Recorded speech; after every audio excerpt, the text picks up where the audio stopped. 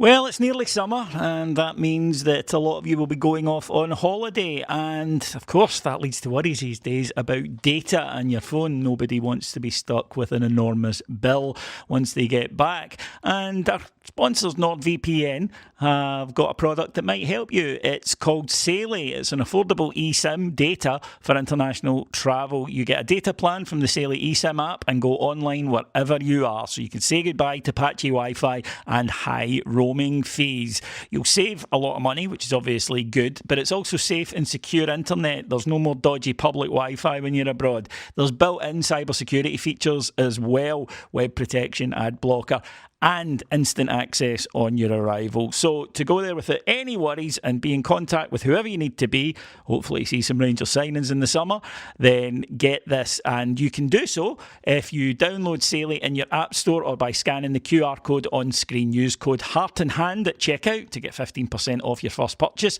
The details are in the podcast episode description box.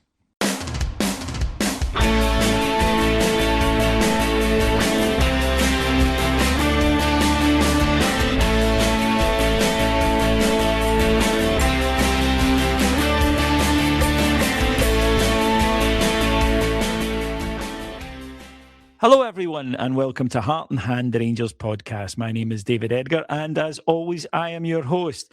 And it's been a really shitty fortnight and well, when times are bad, there's only one man to turn to on the show, and that is of course the Sage of Saltcoats, Andy McGowan. Hello Andy.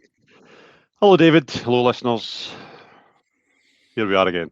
Well, yeah, that's it. Another season petering out into nothingness. And obviously, there's a lot to get into after the game at Parkhead from yesterday. But let's just start out. A lot of focus on the manager, and we will come to that, obviously. But I think that we have to now look at the owners and say the first year in charge has been a disaster. And there's no dressing that up. We've sacked one manager. Who knows about the future of another? We've spent a lot of money and we're worse. We're third. We had our poorest run in Europe in a number of seasons, 2 early cut exits. And in terms of obviously playing squad and management gets looked at in these circumstances, and rightly so, we do have to look at the owners and say there's been no improvement under your tenure so far, and you really now need to start delivering something soon. Yeah, in a cold light of day, if you're looking at the facts and you take all emotion out of it, then your summation's absolutely bang on. We kind of know why we're here. The initial managerial appointment was an utter disaster. I don't think there's any counter argument or anybody that would say, no, I don't think you're right there, Andy. Russell Martin set us back so far. And it was coupled with the recruitment, which, there's parts of that recruitment we now look at and say, well, actually, Fernandes, Chermiti, Moore were good recruitment with good potential future value, but nothing really shown on the pitch for it. A lot of what we're talking about just now lies due to the Russell Martin period, but we're kind of past that being the mitigation for everything now. There is enough to look at in isolation with the current manager, the current players, that you can start to extrapolate some findings, if you want to put it that way. The one thing I'll know put the owners' door is, they put their money where their mouth is between actually buying the club and in terms of funding the player side of stuff. And unfortunate news for them is that they're going to have to give us more. That's the bottom line. Yeah, absolutely. Well, at the end of the day, what they've done so far hasn't got us to the level that we need to be at and the level they need us to be at. And therefore, you have to go again.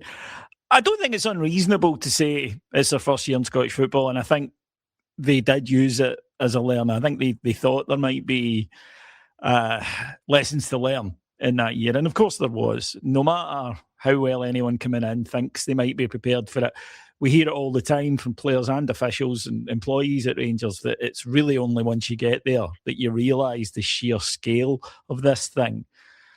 And in the cold light of day was a phrase you mentioned there, and that's what I think the summer offers. It's an opportunity for them to sit down and say, right, where did we go right? Where did we go wrong? What were our assumptions? Have they proved to be correct? Have they proved to not be correct? What do we need to change? What do we need to do moving forward that's better? What didn't we do? All of those things. And I do understand that during the hurly-burly of the season, when everything's so fluid and up for grabs and changes by week to week, it is difficult to do that. But they really have to use this. Well, I was going to say this coming period, but it's already started. The last two games are meaningless. It's now time to sit down and say, look, where are we? It's not where we wanted to be. How did we get to where we are today, and what can we do to fix it? I mean, you think about where their background is, right? Kavanagh in particular, he's a very successful man. You've got the 49ers. They don't, they're not amateurs. And a lot of what you've just said there is going to have to happen. There's going to have to be a real addressing of everything that's went wrong and which went right in pockets as well. What worries me is that we abandoned the whatever you want to call it, sporting director, Thelwell's position. We're now in a kind of situation where we've got Stig Bjornaby as our consultant, effectively. And I know he seems to be wielding a bit of power around Ibrox in the football club's decisions. And these are decisions that are going to echo for years and years and years. I'm not entirely comfortable that a consultant that may or may not be here in 6 months' time or a year is best placed to do that, because anybody that's worked with any form of consultancy will know that one of the things that happens there is the decisions are made, but the repercussions of those decisions, the people that made them are no longer there because they're consultants, they're temporary people. So that worries me to a degree. And you're right, they've probably looked at, they probably thought they could achieve something this year, and I certainly thought that they could achieve something. I think we spoke about it, David, didn't we? We spoke last year when the takeover took over. When they took over, we knew that there was going to be sizable funds put forward and they weren't here to play games, and we had high hopes. What's transpired is, I'll go back to it, Russell Martin. You've also had a disruptor come into Scottish football in the shape of Tony Bloom and Jamestown, and they've probably been largely responsible for what's happened with Hearts, totally upending the status quo of a two-horse race.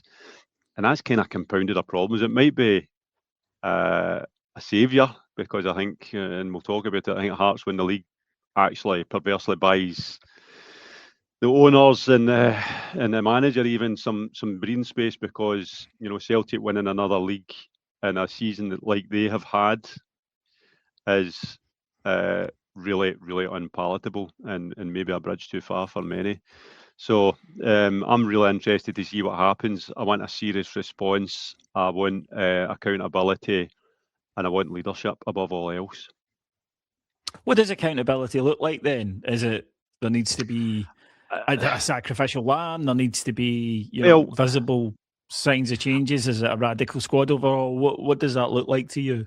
It's loads of stuff there. I don't want a mea culpa, we got this wrong. We know there's things went wrong. So the Rangers support are mature enough in general to be on the same page with them there. And I still think there's goodwill. Right? I still think that most folk are savvy enough to understand that they've bought the club. It wasn't going to be an instant success thing. And really, we're kind of, I know this might not sit well, we're kind of victims of Roll recovery. What would have been easier to swallow at this point of the season as if Roll had just got far enough but out of reach, because there would have been no expectation on this post-split. But of course, that's not how it works. We thought we were nearly there. We thought we had a chance, and it makes it feel worse now. But we still had to strive for it, so don't read into what I've just said there as pining for mediocrity, right?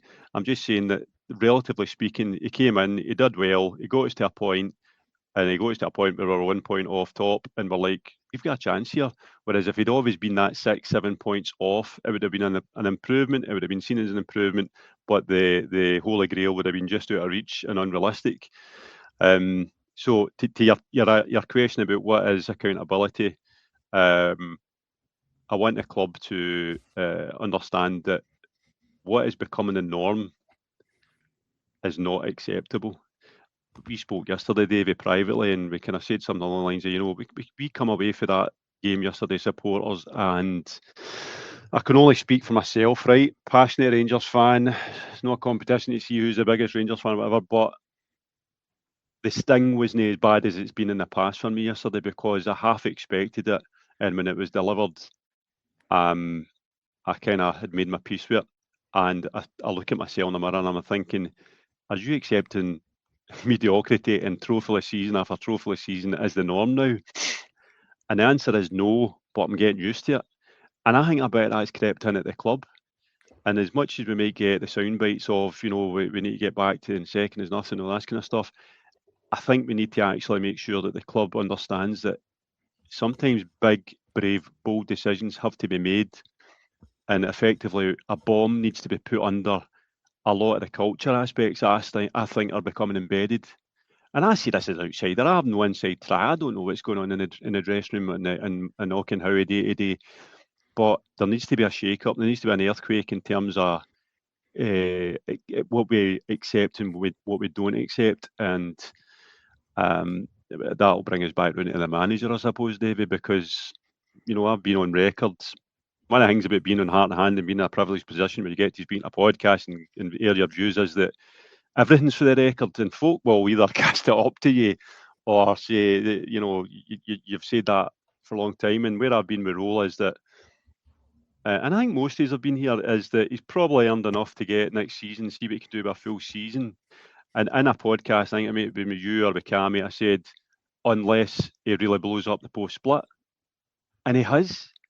These 3 games, Davey, change everything, because when you take these 3 games, the manner of the defeats, the goals against, and then couple it up with the doubleheader against Celtic, you've now got a moment where you have to stop and pause and give thought to, are we going in the right direction?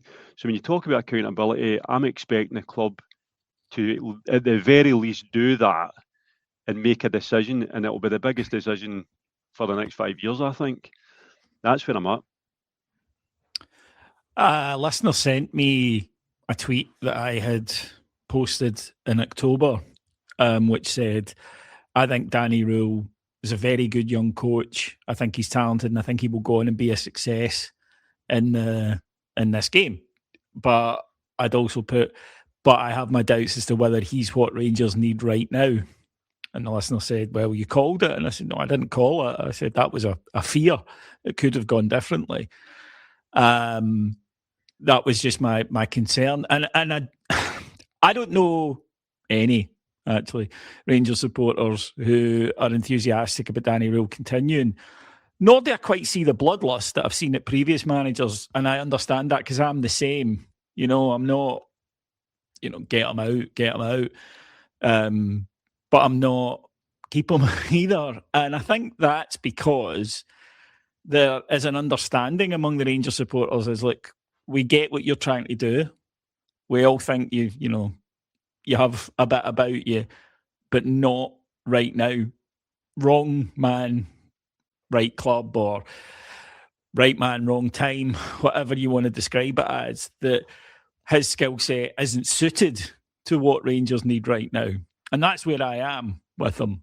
It would be regretfully, because I do think he'll go on and have an excellent career and prove to be a good manager. But I just think that where Rangers are at this moment, he is learning on the job and he's struggling with it. And I think you do see it in terms of some of the stats.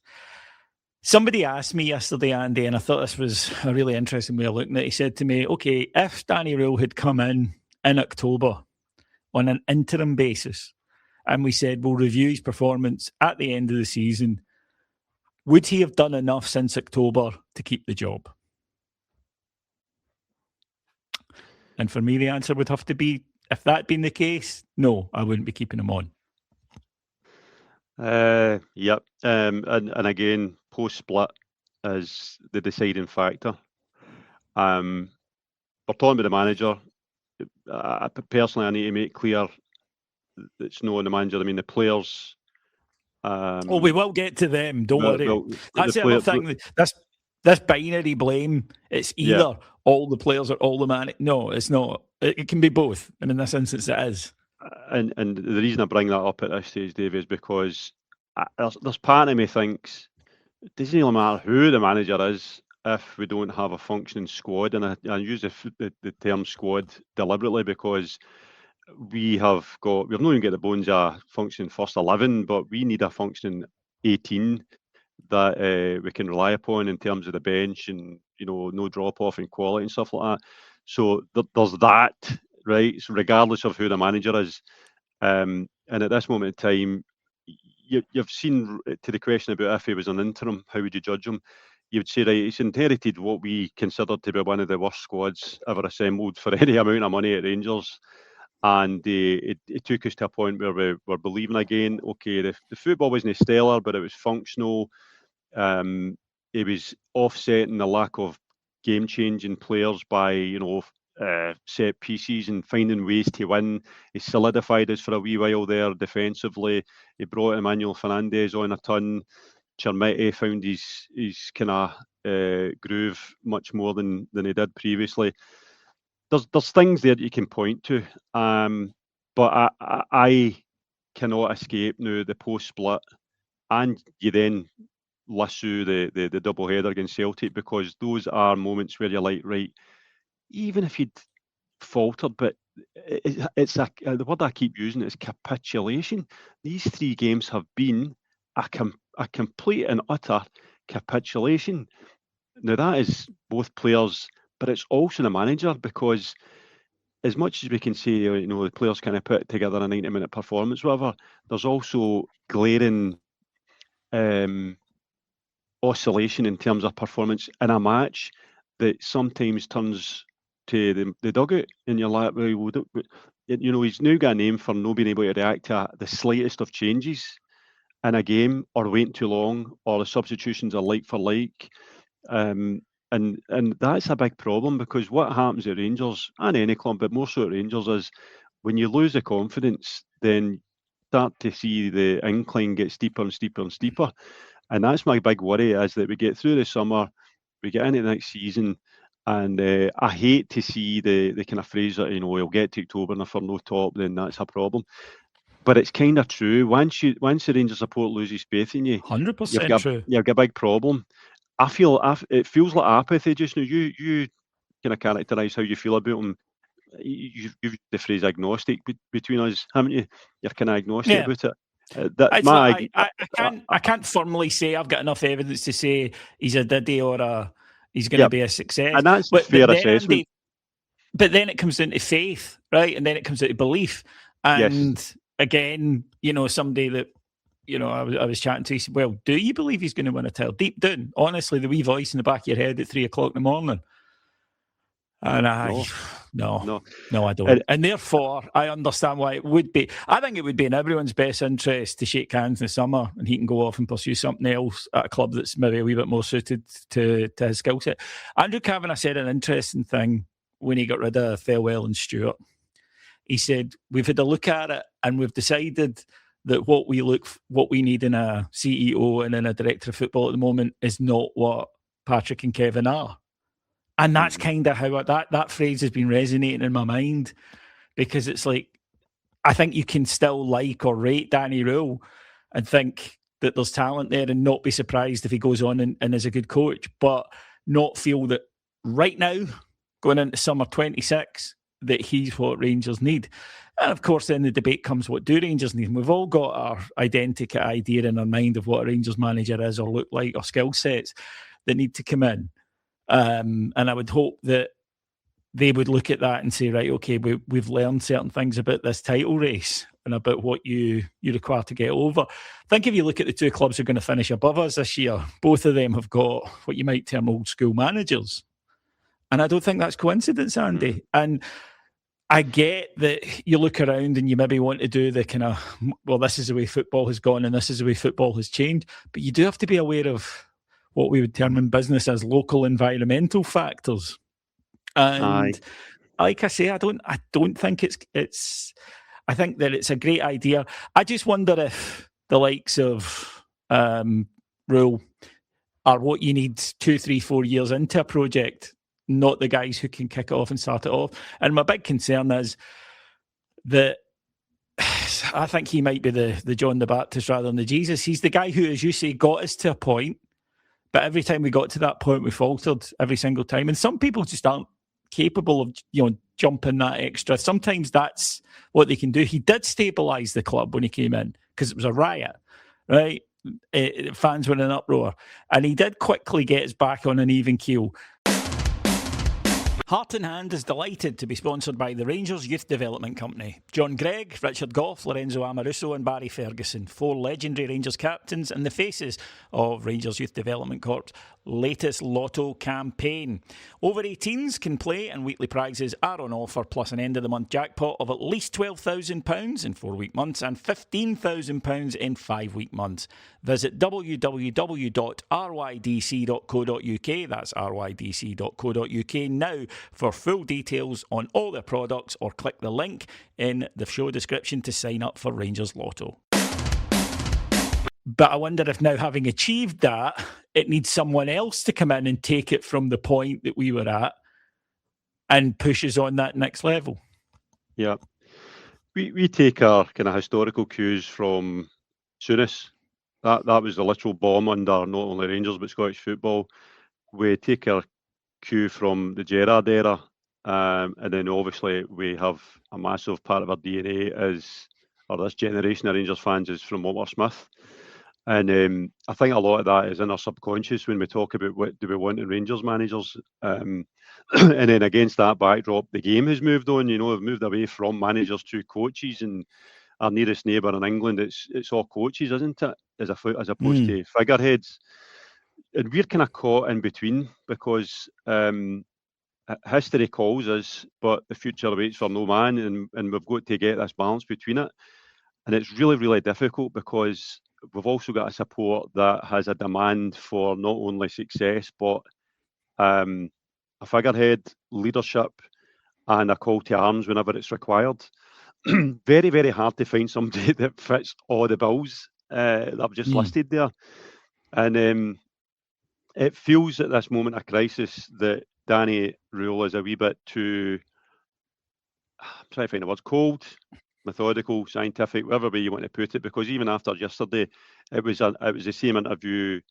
And listen, I know that post-match interviews are an exercise in handling headlines, right? But it was the same Danny Rule as it was the week before, or after a good victory.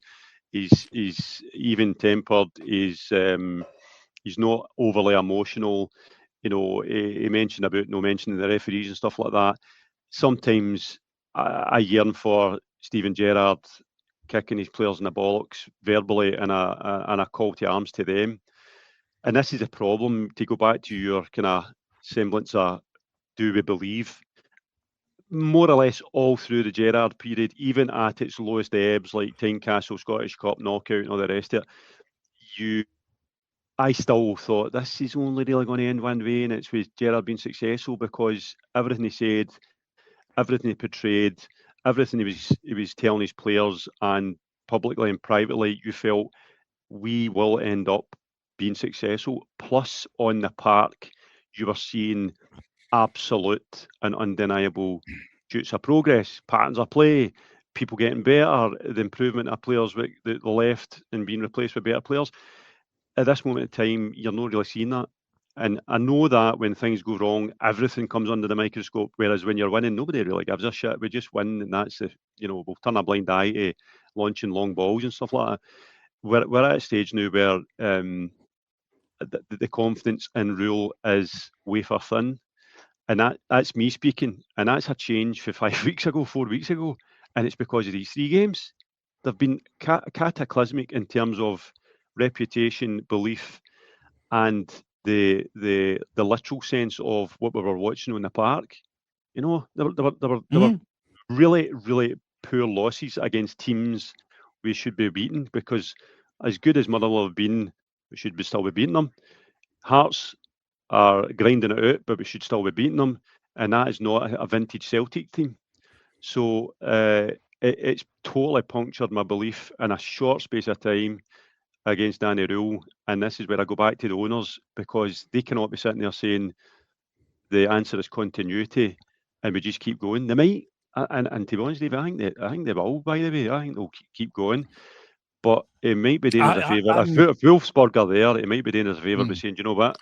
I'm taking it." Yeah, I'm not so sure. I think that they were fairly ruthless with. You think so? Well, they were ruthless with Stewart and Thelwell, weren't they? At a time when a lot of people wanted them gone, but nobody believed they would go. And then out the blue, it was like, nah, they're both gone. And the way they did it as well, it wasn't a mutual. I mean, Kavanagh came out and said, no, we've got rid of them. It was a sack, or it was 2 seconds. So I look, I've got no inside information as to what Andrew Kavanagh's thinking, but I certainly don't think he bought the club to take it backwards.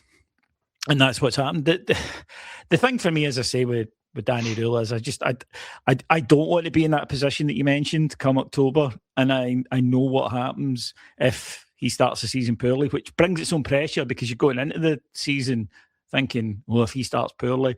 Adam made a good point, which is, well, Russell Martin started poorly and we got rid of him quickly. And that's true. And it's just the way it is for all football managers now, that you're judged far more quickly than perhaps used to be. But hey, you're paid far better than they used to be as well. So it's a slightly quid pro quo in that one. But me personally, I would make the change. I think it would be, as I say, you sit down and you say, look, it's not worked. We both gave it a go, both did well. Wish you all the best in the future. And, you part on those terms. Because it isn't just, you mentioned the last 3 games have been eye-opening for you, but there's deeper evidence. Since the Porto game, we've won 7 domestic fixtures out of 15. And we've been conceding goals. Hearts was the only game in the last 4 we haven't conceded 3, but we conceded 2. And before that, we were chunting along for a few weeks at 2 goals a game. He has won 6, I believe, of 15 matches against the other sides in the top 6. And against Martin O'Neill, 4 matches, no wins. So it's a pretty damning list of evidence. And that's what I mean about he's getting us to win games we should win. And that's not always easy because other Rangers managers haven't managed it. I'm not denigrating that. And that's what I mean about stability. Russell Martin couldn't even do that. But he's getting us to win matches we should win. But then in the bigger games, we're not winning. And to be honest, we don't often look like we're going to, because we know that we can't put in a 90-minute performance. And I actually wonder now if the players are starting to think that themselves. To the game then, yesterday, Andy, you were in attendance, and Rangers were, I felt, pretty good early on, went for it. Weren't content to just sit back and wait to be battered, and that has happened in the past before, but we went for it, went at them early, got the goal, but then this was almost a microcosm of what happened. And I'm actually slightly different to you. You said earlier that you weren't as bad as you thought you'd be. I was slightly worse, and it's because I hate when you have expectations of your team failing to deliver and worries about things that they'll do, and then all of that happens. That engenders in me a bigger sense of hopelessness, because it's sort of like everybody could see this, and yet nobody within that playing squad management team could prevent it. And therefore, it's like, so why do I expect it to change? Which is probably the principal reason why I'd go for a new manager, because every Rangers fan, we feared going into that game, we'll only turn up for one half, we'll be in a good position, then we'll stop, we'll shoot ourselves in the foot. And the game panned out exactly like that. Rangers very good for 25 minutes, getting into a lead, but then that lack of killer instinct, allowing Celtic back into the game. Celtic get back into the game, start the second half. You would have thought that lessons from Tynecastle would be reverberating in that dressing room at half-time, but no, they come out slow, sluggish, and the game's done by an hour. And that, the manner of the goals we conceded. I mean, how many goals at Parkhead have we conceded by that? The ball over the top, run to the byline by the winger, cut back goal. We never ever seem to learn on that one. And that to me was actually worse, because it's like, if you had said to me the night before, David, right, not what you hope will happen, but what you probably think deep down will happen, I'd pretty much have described what happened there. And if I knew it, they had to know it, yet were incapable of preventing it. I'll take your point. And by the way, don't anybody accuse me of whistling as I came out of Parkhead yesterday. That's not what I'm saying. But the parallels with Tynecastle are quite stark when you look at it. I thought you're right. The press was functioning in the first 20 minutes yesterday, and full of energy. Moore, Chermiti leading the line well, and the team was moving in a press that worked. And that goal came from it. If you look at where Fernandes was when he won the ball back and actually set up Chermiti, that's aggressive front foot Rangers that we want to see. And we should have probably scored again, right? They were spooked. There's no question about it. They were spooked. Absolutely. But then they gradually get their kind of stability back.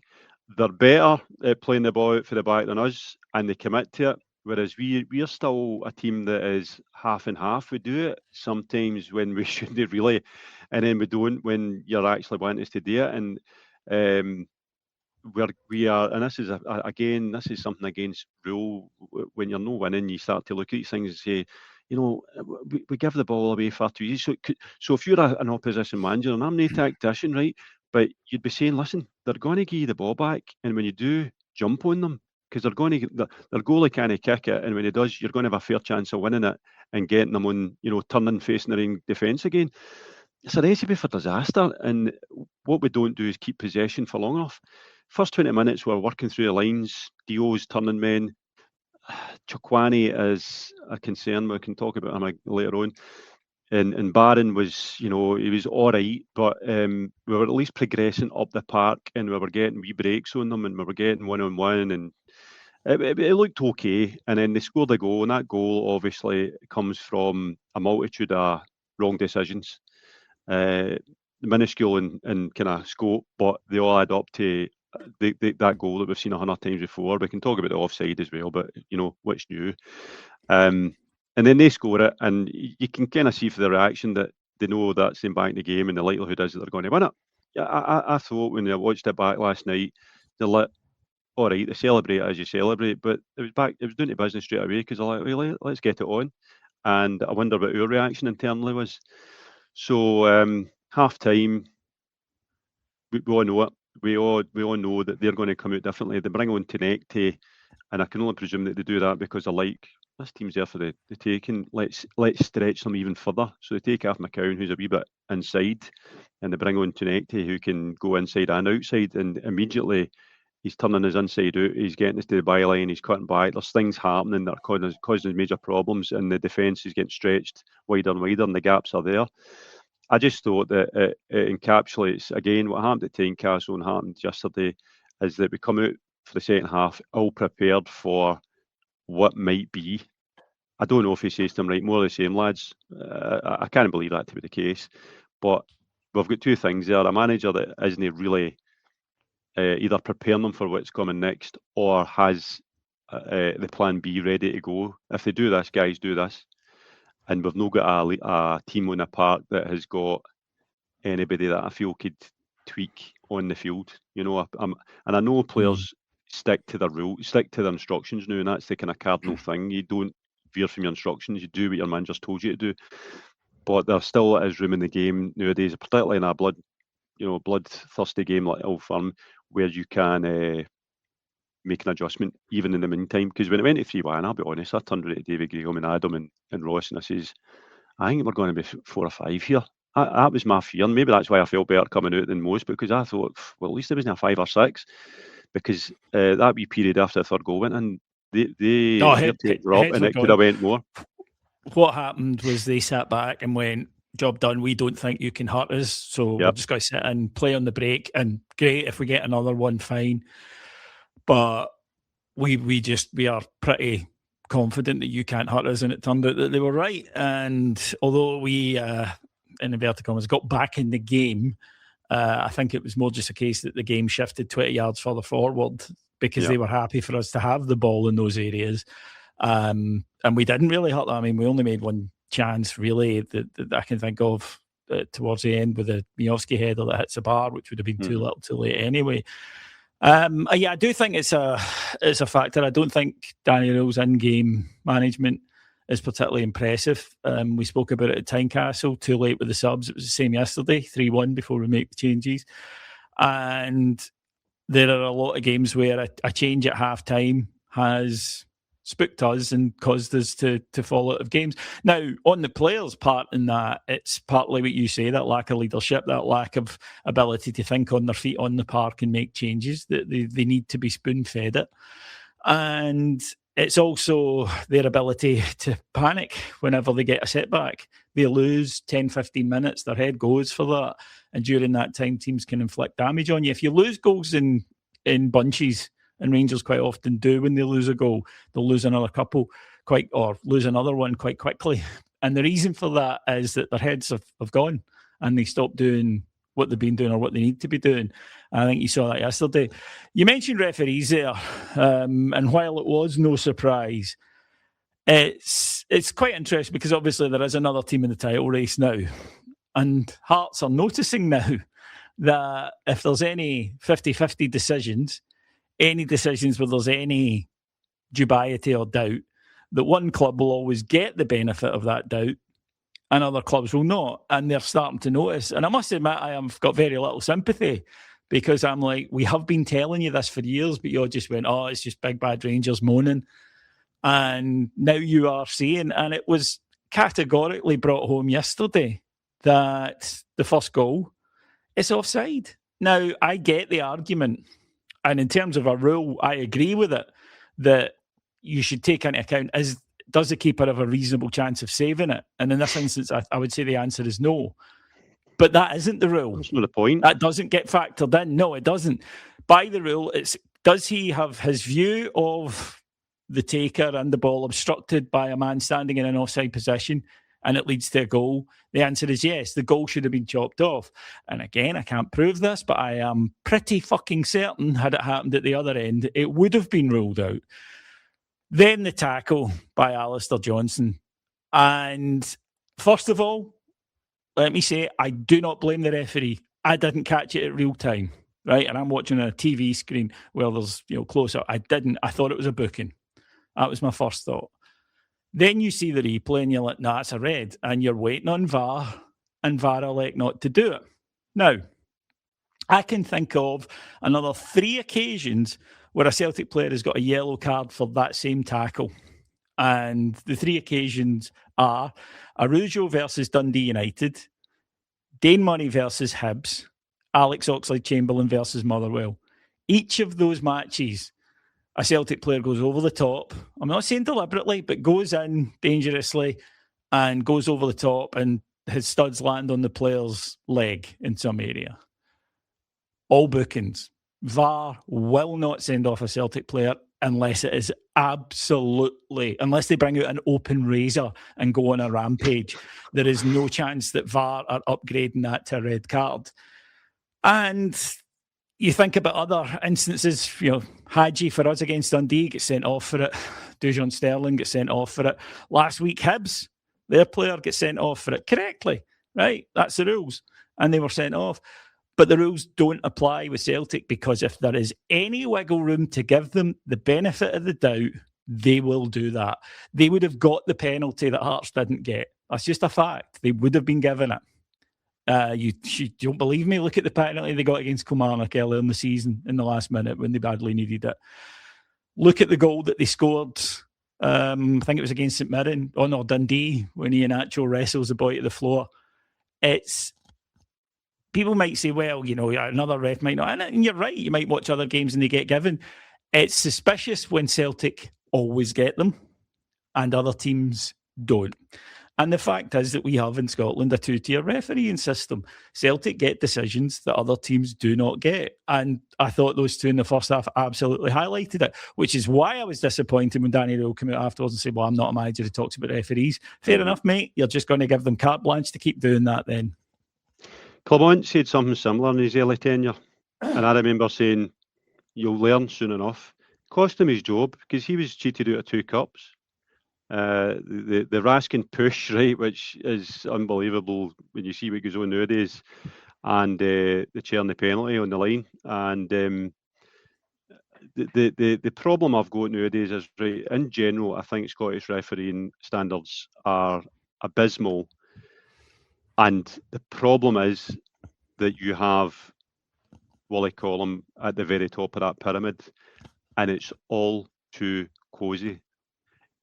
I think there was a guy from England that was in for that job that he's got, whatever it's head of, I don't know, refereeing operations or something. There was a guy from England that was in for that job at one point. I thought, good, because I think what you're needing is a shake-up of the culture, because you've got referees that are given, and I know you can't demote them all, because see, if you demoted them every time they made a mistake, you'd have no referees, to be blunt, right?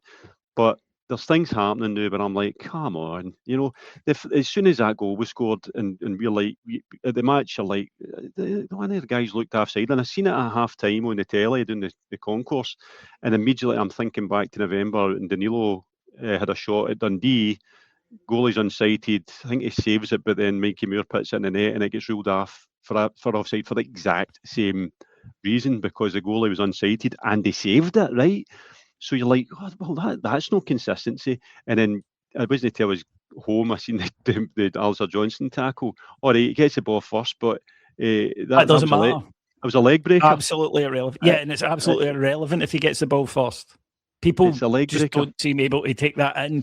People, they always say that, and I'm like, well, you don't know the rules. It doesn't matter. It doesn't matter if it's your follow through or it's your intent. Sutton tried it yesterday, and by the way, it was a fucking disgrace that it was just Sutton in the commentary box yesterday. It was absolute. It was like Celtic TV, and Sky. To me, that's an insult to everyone who is a Rangers fan who pays their money. You expect the Sky coverage yesterday was Boyd, McFadden, and Lennon, who are actually fair. Including Lennon, he's actually very fair. But then you get Sutton, whose job up here, whose income up here is as a Celtic shill. Yeah. And for him to be sitting there, giving it, like I say, I think that was a deliberate slap in the face from Sky to Rangers supporters, and it might be something you wish to take up with Sky listeners if you paid money for that. Certainly, I was angry from Ayrshire and fired off a complaint about that, because, as I say, I think that was a very deliberate thing from them yesterday. But he said, well, he gets the ball. Doesn't fucking matter. That's not the rule. Getting the ball is not a thing. And where's he supposed to put his foot? Well, the rule break, the force. Yeah, but what the rules say is, as well, is where's he supposed to put his foot? On the ground, because he shouldn't have made that tackle that way. That's what the rule says. So it's not a case of once you've committed to it. That's the view. Once you've committed to it, anything that then happens from then on in, you are liable for, because it's about actions, not intent, with the rule. So he should have been sent off, and I was really disappointed to hear Danny Rowe's reaction to that. In the end, we fall significantly short, Andy. There's no doubt about it. We're going to finish third, and in the unenviable position of hoping Celtic win the Scottish Cup to get us into the Europa League rather than the Conference League, which is a vile place to be as a Rangers supporter, needing them to do us a favour. As I say, a lot of anger, a lot of disappointment at the moment, and maybe it does cloud my thinking before any listener gets in touch with me to tell me that. You're absolutely correct. It may well. But it's just a sense of 1 year in and we're nowhere. And the people that can make the changes need to make the changes, because the status quo is not working. We're effectively needing the same rebuild we needed last year, to be blunt. A lot of the decisions made. I mean, I know the only saving grace is some of these players are loan players, right? Can you imagine if we'd signed Aarons or, it's absolutely. So you do have an opportunity here to change it. But what's the George Harrison song? A whole lot of money. We're going to need a whole lot of money to be poured in here, and I do think that nothing is off the table. That, I mean, most Rangers fans will agree with me here when you say, right, well, who would you keep? Well, you'd keep Romans. And you'd keep, who else would you keep maybe? You keep Moore for that. Well, do you know what? If we get an offer that is commensurate to what his market value is, I don't think he's irreplaceable. as good as he's been. Chermiti, I think, has answered a lot of critics because yesterday I thought he worked really hard. He did well. I think you can see, he's improving and He's he'll improving. continue to improve, yeah. And the Deary, because we're just saying him, we've not seen enough, and when we have, he's been impactful in terms of how we play and influence on the team. Chikwani worries me greatly, Davey. He's giving me Lundstrom vibes. The first season that Lundstrom came, he was getting goals away, he was tracking runners, he was lacking confidence. He was yesterday. I thought Chikwani was their election of duty. He wasn't moving forward the ball. He was just passing it from side to side, and he was sleeping at that. Was it the first goal? Well, the first goal, he never. The guy moves behind him, and it's really poor for a supposed defensively minded midfielder. So I think in Raskin's going to the World Cup, and this is the time to cash in on him, because as good as he's been poor the next game. Inconsistency is too wild. Don't disagree with that. And one of the main areas I think that Rangers need to target recruitment is in the middle of the park, because we've got fairly identical players, right? Which means that you quite often have two people doing one job or doing the same job. And we don't have somebody in there who can pass the ball particularly well. I don't think that's something you would say about any of our current midfielders that when you think of their attributes, and they have attributes, incidentally, but I don't think with any of the four of them, you immediately think great passer, really, really clever, keeps the ball going, keeps the ball moving. We don't have that. And that's something that needs to be addressed. And absolutely, I would sell Raskin in the summer. I'd sell Diamandi in the summer. And I'd say, right, well, we've got two defensive midfielders there in Barron and Chukwani, who are supposed to be about energy and tackles and picking up second ball. That's fine. What we need now are two or three other completely different ones who've got different attributes, whether it's an ability to drive on with the ball, whether it's high passing, whatever. I think that we need to move away from that, because the limitations of that midfield got exposed yesterday. And to be honest, I actually thought we were at our best, Andy, when we played it long, because Chermiti at the start was bullying. Because the press worked, because we were getting them facing their own goalie, and the press was functioning. They worked it as most teams have. Listen, we need to sign quality, and I know the model, I know the player trade model, and we're going to buy potential before it becomes out of our financial reach, right? But we also need to buy a couple of experienced players right now. What I mean by that is we should not be turning our nose up. If we see the right player at 32-year-old and we could get 2 seasons out of him, we should be doing that, right? As long as the numbers don't make really stupid sense, right? But if the wages and the whatever it is to buy them makes sense, then we should be doing that, because I think that is a big part of what we're missing. No, I name names of who I would sign, because folk just then fixate on it, but there will be players out there that know what's required to win things that we could afford, and it would greatly, greatly influence the dressing room and the culture.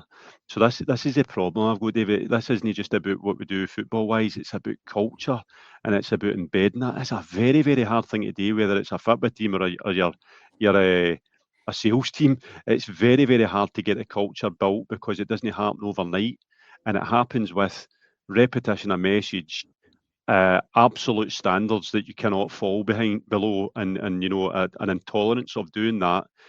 And then you need culture carriers in your team. You need people that actually say, no, here is the standard, and this is what you need to make. And see if that means grabbing folk by the throat in a dressing room. And I know that's not something that happens in modern football anymore, but you get my drift. It means calling out and challenging people in the right way to actually understand, no, that doesn't stand. This is what it's about. It's why, I go back to Barry Ferguson. We got a bit of that last season at the end of the year, right? We didn't, I'm not saying it was perfect, but in moments you could see that was happening in the training ground or in the dressing room. How many times did Ferguson come back for a dreadful first half and turn it around? It was something that I could see and feel. I don't know if Rule's got that in him. It's not the be all and end all, but we're needing an element of that. That clenched fist, gritted teeth, the cliche stuff that we tend to turn our nose up nowadays. But a lot of what Rangers is about was built upon that. and we need to get back to a bit of that, because see, if you do that, you get the reciprocal reaction for the support, because that is the support. We are the gritted teeth in the clenched fist, but we're getting nothing back. It's one-way traffic just now. You seen it yesterday. The Rangers support are excellent yesterday, despite being in there for 2 hours before the game, right? Ridiculous, having to endure the re-ginger DJ and all sorts, right? And then the third goal goes in, and you look around about, and you're like, this support is flat. And it happened at Motherwell as well. You know, it just knocks the wind out of us. You can only do that so many times before you start to see an erosion of the support, right? It can be won back, you know, because an inventive signing or a good manager or a bit of passion can bring people back to the table. But you will see a drop-off in the Rangers support's commitment if this kind of thing continues. Sounds like scaremongering. I think it's fact. And the club have done very, very well by design or by chance to get the season ticket window completed in the window that they did, because a couple of weeks later it was a different story. And that is something that I think the club is aware of, and Jim Gillespie will be aware of that himself, because he knows the West of Scotland and he'll know Rangers support. Absolutely. I mean, I think common sense for any club. You know, if people aren't happy with what they're seeing is one thing, but when people are genuinely fed up, as Rangers fans are becoming, then of course there's going to be a bit they just go, do you know what, this isn't worth it. I think that a word that gets mentioned to me a lot when people are describing this Rangers team, possibly deeper at the club, is weak. And it kind of sums up just what you were saying there, that there is a sense that this Rangers team is mentally weak and fragile, that it can be knocked out of games, knocked out at stride fairly easily when the pressure is on in matches or in months, you know, in situations. They buckle, they fold. And you're absolutely right, that's the worst thing you can do in the eyes of a Rangers supporter. It's a case of, no, you need to keep going. You know, if you're walking through hell, keep walking. That is the attitude we like to see. And when we don't see it, then it makes a connection between players and club always, impossible, because that's not how we like to be represented. Football fans world over want to have a team that they can be proud of. Also helps if they see a team that reflects them, right? And the best Rangers teams have been reflected on the park by the support. You know, true grit with a bit of skill, and the be-all and end-all is winning, right? Now, it sounds dead simple when I put it like that, but that is what the club has been brought up on. That is what the support has been brought up on. We've got a generation of supporters that are actually one probably might not recognise that, right? That's the truth. We've had a flash of it in 55th title, but this is what worries me, Davey, is that if your manager isn't the culture carrier for that kind of thing, right? And Rule's worked hard to have a connection with fans, and it's kind of Germanic in its manner, and it's fine when you're winning things, and you know the thing at the end of the game when he comes up and all the rest of it. But we react to what we hear and see, and that's why you've quite rightly called out his reaction to the referee and stuff yesterday was an own goal for him, to be quite honest with you. Because if he'd came out attacking that and standing up for not only himself but his players and the fans, then there would have been a reaction of, thanks for doing that, Danny, because it needed to be said.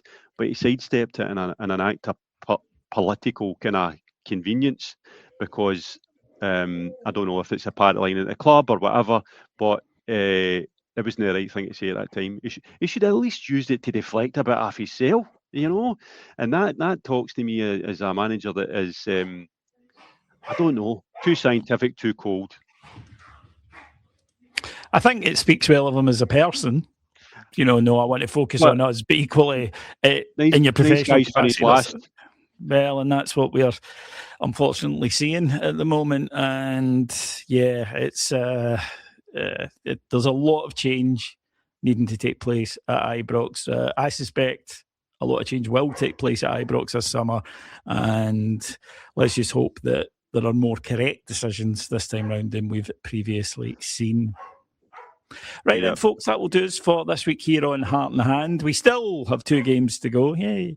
And we will be here to cover them, of course. Cammy will be here later in the week with Heart in Hand Extra. I'll be back next Monday. Then we will have a season review, and then we will go into the summer. Andy, a pleasure as always, mate. Thank you for doing this today.